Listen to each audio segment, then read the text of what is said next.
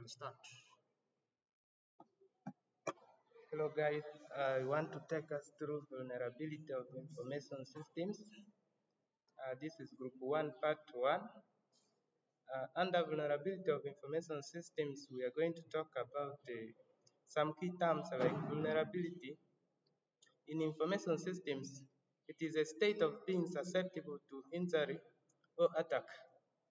Here we have some vulnerabilities like unattended workstations, unlocked device passwords, forgotten passwords, and misplaced sensitive documents.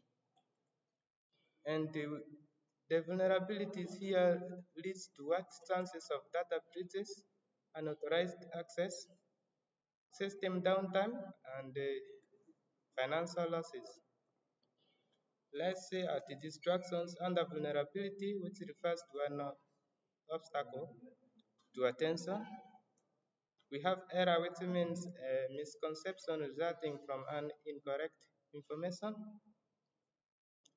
We have some key threats, which I call common threats against contemporary information systems.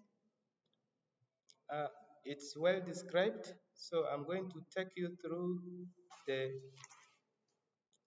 common threats. One is phishing, which is a social engineering attack. We have ransomware attacks. We have SQL injection attacks. We have supply chain attacks, denial of service, and distributed denial of service. Insider threats. We have advanced persistent threats. Drive-by downloads. We have botnets and malware. Yeah, let's come to see on some malware and the types. We have the definition of malware, which is a software designed to harm computer software or networks. And it can also be defined as software designed to harm or exploit computer systems. There are some types which includes virus, which replicates and attaches to files or programs. We have worms, which also self-replicate and spreads without user interaction. We have Trojan horse, which is discussed malware that breaks users' installation. Let's conclude this part with other malware types like spyware that monitors user activity. We have adware that displays unwanted adverts. We have rootkits. They hide themselves and other threats. We have keyloggers, which capture keystrokes, logic bombs, malware triggers by. Then let's first conclude with some of these notes where viruses require human interventions for their spread. Worms spread automatically. Trojan horse disguise themselves as legitimate software tasks. I call for the next presenter to come and present. Thank you.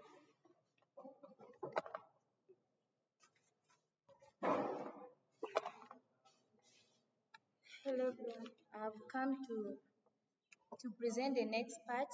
I'm looking at hacking. So when you look at the definition of a hacker, it's like a person who uses his or her technical knowledge and skills to gain unauthorized access to systems, networks, or data. Then some of the skills that a hacker may use, one of them is programming skills.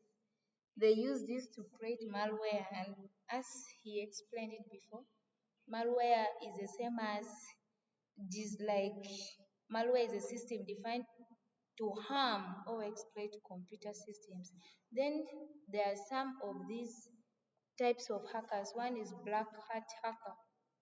These individuals engage in illegal activities And by this, you find out that they steal the information which is in your system. The other one is white hat hackers. They work to find and fix security flaws to help organizations strengthen their defenses. The other one is gray hat hackers. For them, they fall somewhere between, sometimes acting without malicious intent but using questionable methods such as exposing vulnerabilities. Then the other one is how hackers create security problems and damage systems. One of the points is exploiting vulnerabilities. So here, hackers find weaknesses of the system. Then by exploiting these vulnerabilities, you find out that they get into your information. Then the other one is phishing and social engineering. Here they use deceptive tactics such as fake emails. Once they have this information, they will access what? Your system, and they will steal what is inside. The other part is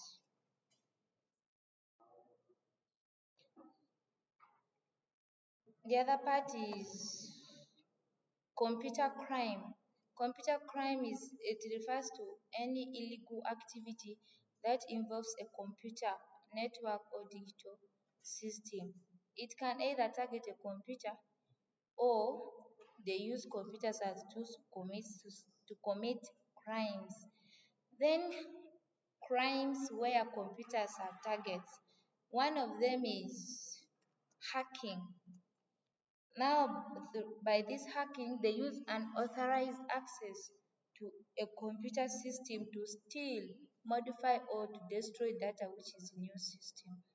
The other one is denial of service attacks, overloading systems resources to render it unavailable to users. Like they can control what is in your system, and when you try to access something, you will not be able to access it. Then I think this is where I end. Let me welcome the next presenter.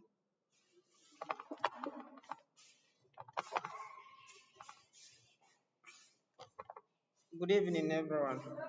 I'm Luis, coming to take from where the previous presenter had left. Uh, my point of explanation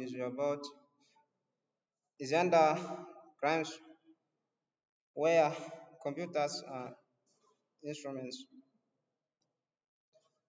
Under that, we have phishing.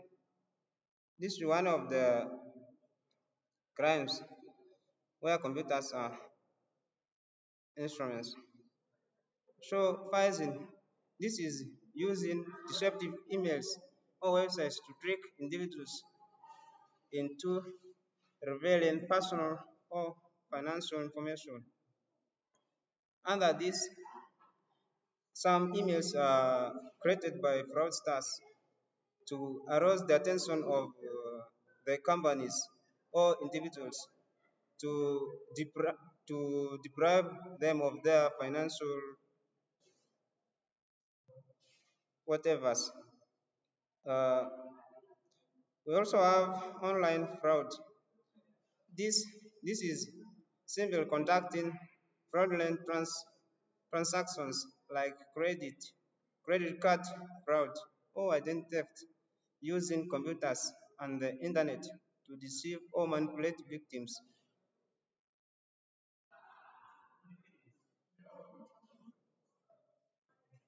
Under theft and phishing,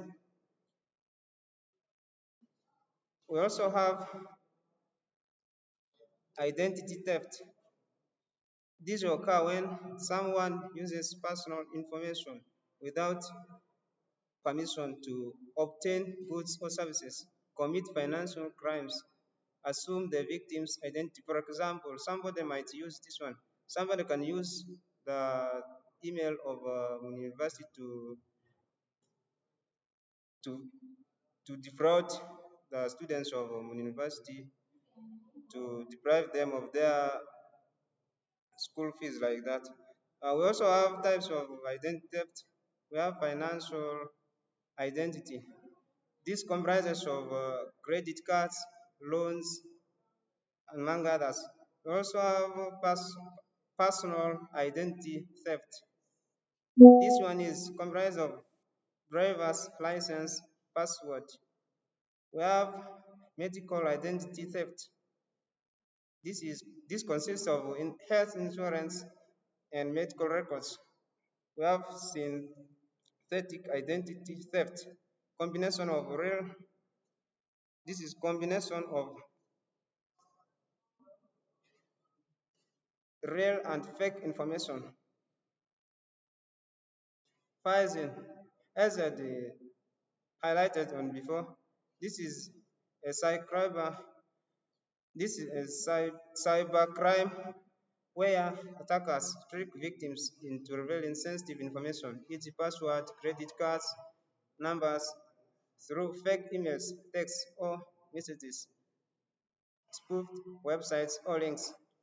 As I explained before, some links are just created to defraud individuals money from the account like that.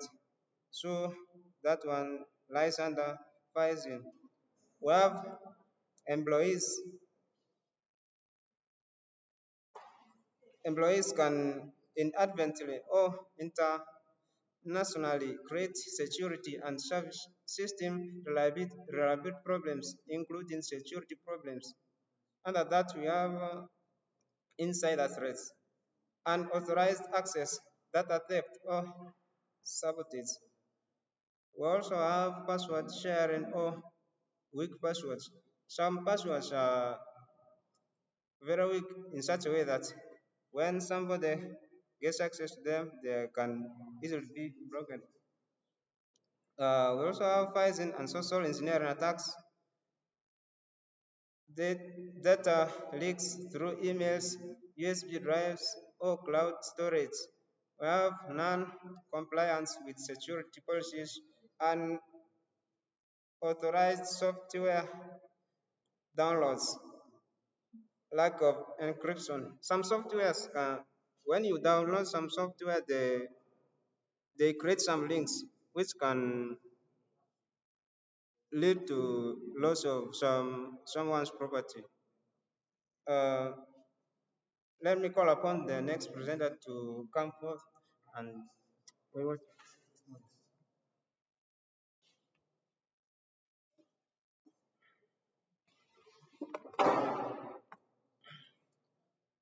Okay, good evening, members. My name is Maling Daniel. I'm here to present about security and system reliability problems created by employees.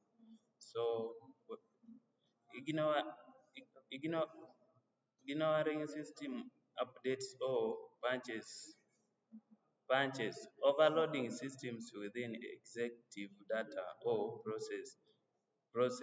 processes, insufficient training or knowledge, have hardware damage or neglect, inadequate backup and recovery procedures. You know, have configuration mistakes, incorrect network or system setting. Then we have human errors like accident data deleting or system crash. Then under this, we have to explain how the system defects affect the system reliability and security. So if we talk about this about the software defects, these are like, for example, if you're driving your car in a smooth road, then all of the sudden you knock or you knock the bumps, the humps. So your machine or your car will get a problem. So that is what we call software defects. That is what we call software defects. Then one of the a defect in reliability is system crashes. Defects can cause unexpected system failure, leading to downtime and loss of productivity. Then two is incorrect behavior.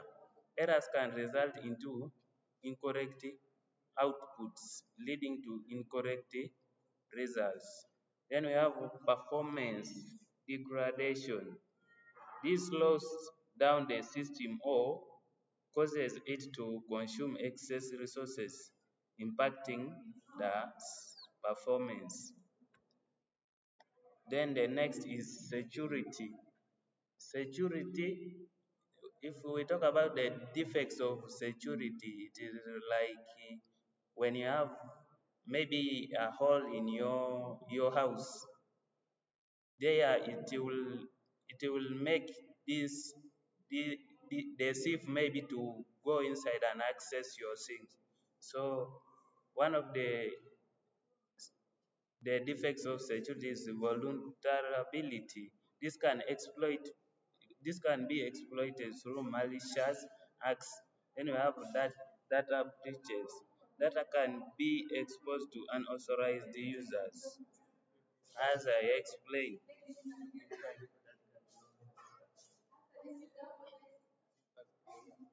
okay, that is where I was supposed to present.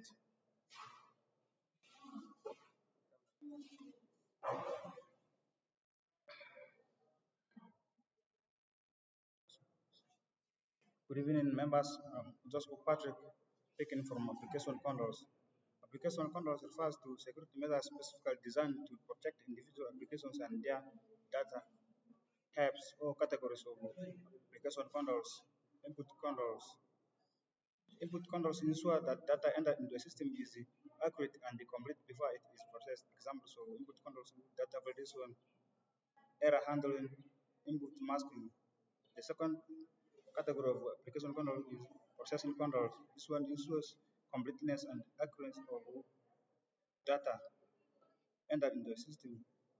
Data data processed in after entering the system.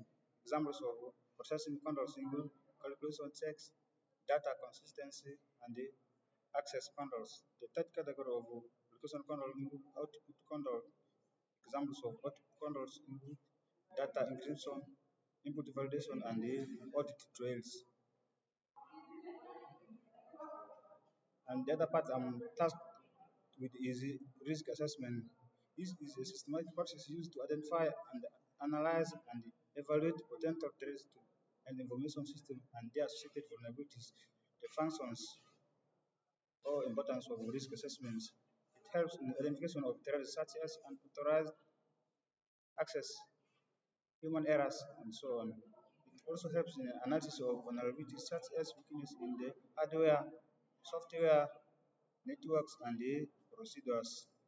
Evaluation of risks based on factors such as financial loss, damage to reputation, operant disruption, etc. Prioritization of risks based on their likelihood of occurrence and the potential impacts. Finally, development of mitigation strategies to reduce the likelihood of occurrence. How risk assessment can be conducted. The first one is asset identification, including hardware, software, data, and the personnel required by the information system. The second one is threat identification. Threat identification. Threat involves internal and the external attacks. The third one is vulnerability identification, weakness in information system. The fourth one is the impact analysis, the determination of potential consequence threats expected.